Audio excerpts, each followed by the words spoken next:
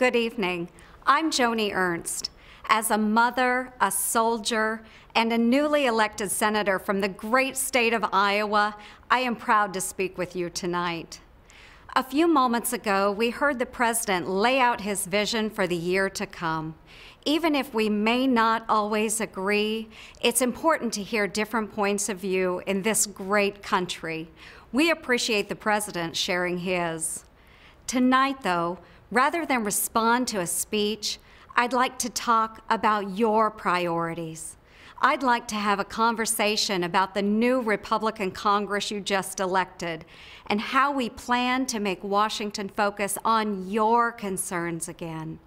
We heard the message you sent in November, loud and clear, and now we're getting to work to change the direction Washington has been taking our country.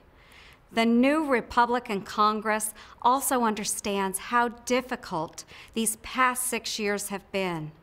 For many of us, the sting of the economy and the frustration with Washington's dysfunction weren't things we had to read about. We felt them every day.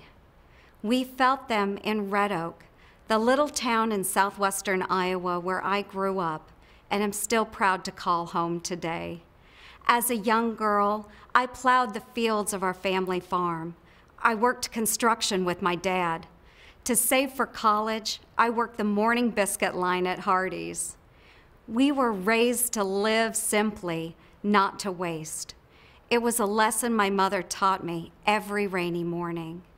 You see, growing up, I had only one good pair of shoes.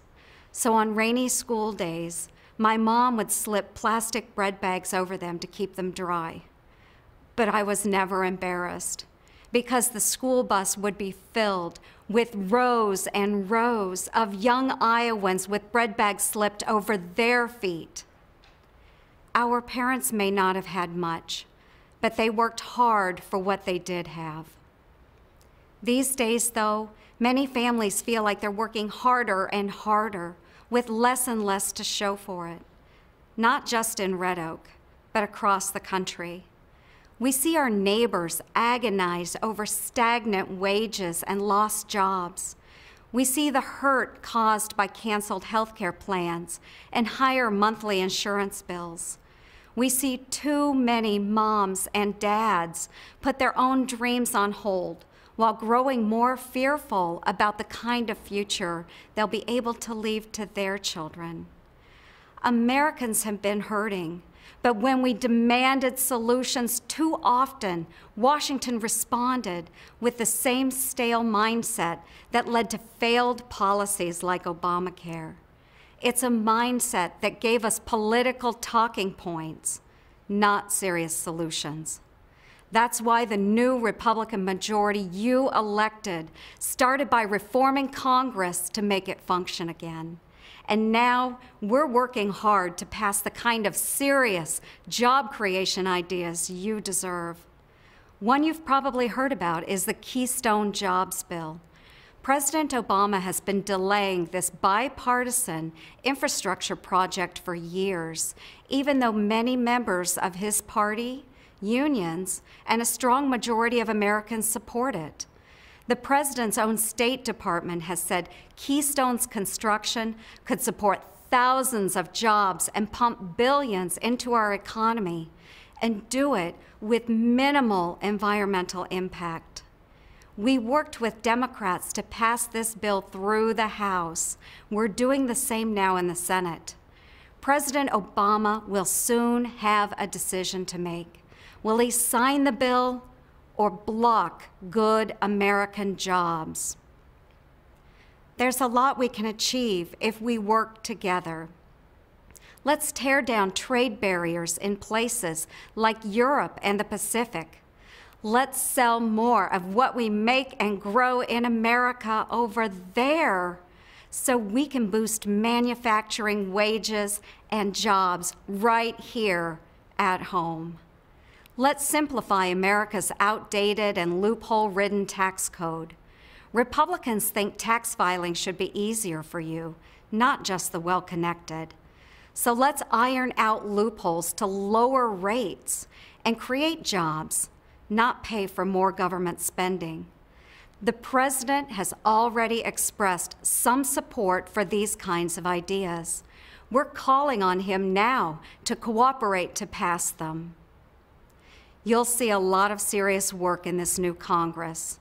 Some of it will occur where I stand tonight, in the Armed Services Committee room. This is where I'll join committee colleagues, Republicans and Democrats, to discuss ways to support our exceptional military and its mission. This is where we'll debate strategies to confront terrorism and the threats posed by Al-Qaeda, ISIL, and those radicalized by them. We know threats like these can't just be wished away. We've been reminded of terrorism's reach, both at home and abroad, most recently in France and Nigeria, but also in places like Canada and Australia. Our hearts go out to all the innocent victims of terrorism and their loved ones. We can only imagine the depth of their grief. For 2 decades, I've proudly worn our nation's uniform, today as a lieutenant colonel in the Iowa Army National Guard. While deployed overseas with some of America's finest men and women, I've seen just how dangerous these kinds of threats can be. The forces of violence and oppression don't care about the innocent.